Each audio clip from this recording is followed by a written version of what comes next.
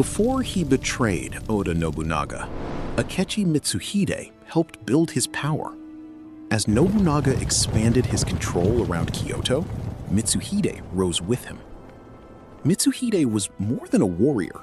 He was educated, politically skilled, and experienced in negotiation.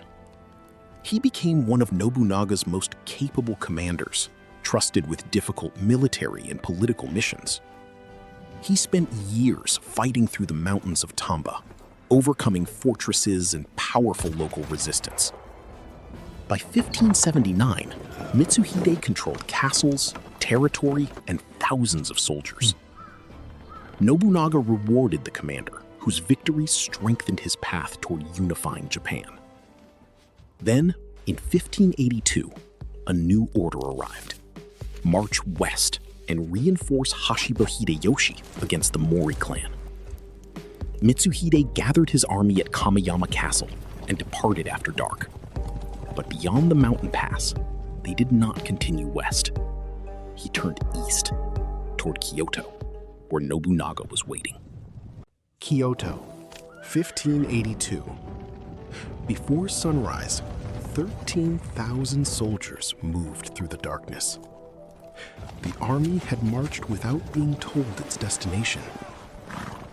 Ahead stood Honnō-ji, where Nobunaga rested with only a few dozen attendants. Mitsuhide's army entered the sleeping capital and sealed every approach. Then, from every direction, the assault began. Shouts tore through the darkness. Nobunaga awoke and understood the betrayal. He took up a bow and fought with the men beside him. But the defenders were hopelessly outnumbered. Smoke swallowed the corridors as Nobunaga withdrew into the inner quarters. By sunrise, the man closest to unifying Japan was dead. Mitsuhide had won, at least for the moment. Mitsuhide had brought down Nobunaga, but his victory was already beginning to collapse. He seized Kyoto and called on nearby lords to recognize his new rule. Most hesitated. Few answered. Without powerful allies, Mitsuhide stood almost alone. Far to the west, Hashiba Hideyoshi received the news during the siege of Takamatsu. He concealed Nobunaga's death, made peace with the Mōri, and immediately turned east. His army raced across western Japan in the legendary Chūgoku Great Return.